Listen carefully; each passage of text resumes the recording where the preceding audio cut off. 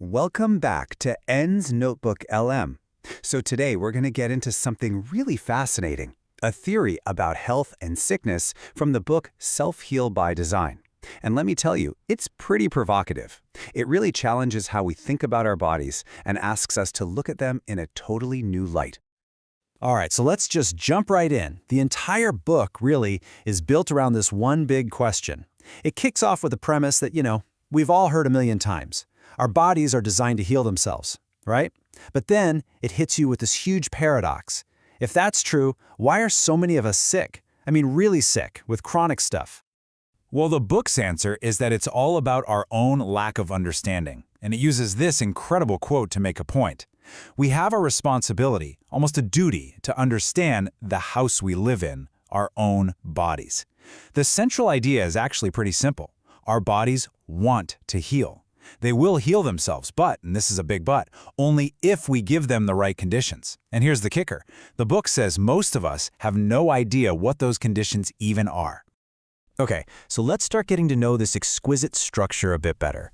The book's core theory is so cool because it takes this huge, fundamental process from the natural world and it basically shrinks it down and puts it right inside each and every one of us. You probably remember the carbon cycle from biology class, right? You know how all the dead leaves and organic stuff on the forest floor get broken down by bacteria and fungi and turned back into soil? It's basically nature's ultimate recycling program, the planet's cleanup crew. And to bring this home, to make it super personal, the book gives us this perfect analogy, a compost bin.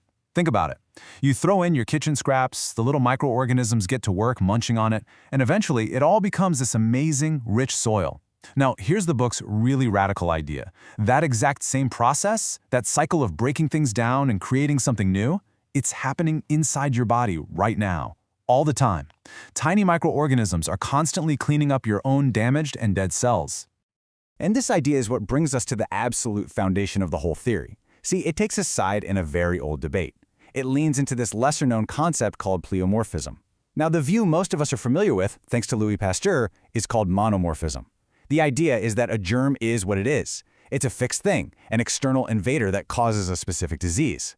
But pleomorphism? Whoa, it suggests something completely different. It says that these microorganisms can actually change their form and function. They're not necessarily invaders. They're more like residents. And their job description can change depending on the state of their home, which is our internal environment, or what the book calls our terrain. Okay, so you might be thinking, wait a minute. If this is just a natural, healthy cleanup process, how on earth does it make us sick? And that's a great question. The theory's answer is that the problem isn't the process, it's the environment it's happening in. This is the key right here. When our cells get damaged, from junk food, toxins in the environment, even stress or injury, they create waste. And that waste becomes a food source. All of a sudden, the harmless little microorganisms that are just hanging out inside of us, they get a signal. It's time to work. And they shift, they evolve into their cleanup crew forms, like bacteria, yeast, and fungus. It's important to get this. They're not turning evil or becoming bad guys. They're just doing the job they were designed to do. They're nature's recyclers. So where does it all go wrong? Well, the problem starts when this cleanup crew gets a little too enthusiastic, when it gets out of hand. And what controls how big this crew gets? According to the book, it's simple: what we feed them.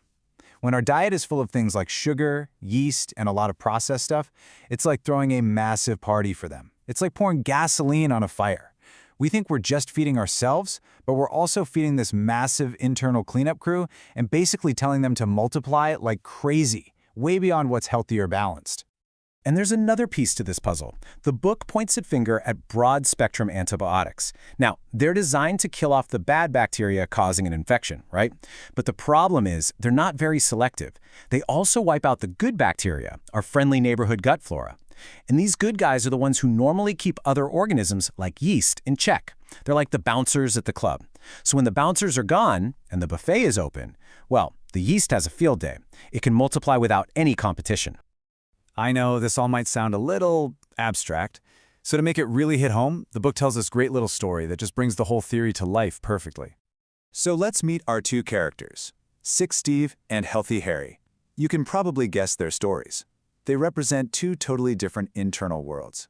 Steve's body, his terrain, is pretty damaged and full of waste because of his lifestyle. Harry's, on the other hand, is squeaky clean. All right, check out how this unfolds. Step 1. Both brothers get coughed on by their cousin who's got a nasty cold. Same exposure, same germs, but what happens next is totally different. In Steve's damaged lungs, the germs are like, wow, a banquet. They find tons of ways to feed on, they multiply, and Steve gets really sick. Meanwhile, in Harry's super clean system, the germs find nothing. They basically starve and die off. So Harry stays healthy. Now Steve goes to the doctor, gets antibiotics. This kills the bad bacteria, sure, but it also wipes out the good bacteria in his gut. To celebrate feeling better, what does he do? He goes out and has a meal that is a fungus's dream come true. Bread with yeast, cheese, mushrooms, and a beer. So now you've got this perfect storm. The good guy bacteria are gone, and there's an all-you-can-eat buffet for the yeast. It just goes wild, leading to a bunch of new problems for Steve. The book's punchline? The germ wasn't the real problem. The terrain was. So, if the theory is that the problem is this overgrown cleanup crew running rampant in an unhealthy terrain, what's the solution? How do you fix it? Well, the book lays out a really direct, three-pronged attack to get things back in balance. And it's super logical. It follows the theory perfectly. Step 1, starve the troublemakers. You cut off their food supply. No more sugar, no more yeast, none of the stuff they love. Step 2, kill the overgrowth. You actively go after the excess fungus using natural things that fight it. And step 3, and this is so important, restore the balance. You bring back the good guys. You repopulate your gut with beneficial bacteria to police the neighborhood and keep everything in check. See, it's all about changing that inner environment. At the end of the day, this whole theory isn't really just about what you eat or about avoiding germs. It's asking for something much bigger. It's asking for a complete shift in how we see health, to stop focusing so much on fighting specific diseases and instead to start focusing on the overall state of our internal world. And that brings us right back around to the huge question at the heart of this book. What is health, really? Is it an endless war we have to fight against external invaders, against germs? Or is it more like being a gardener, carefully tending to the soil inside of us, our internal terrain? The book makes a really strong case for the second one.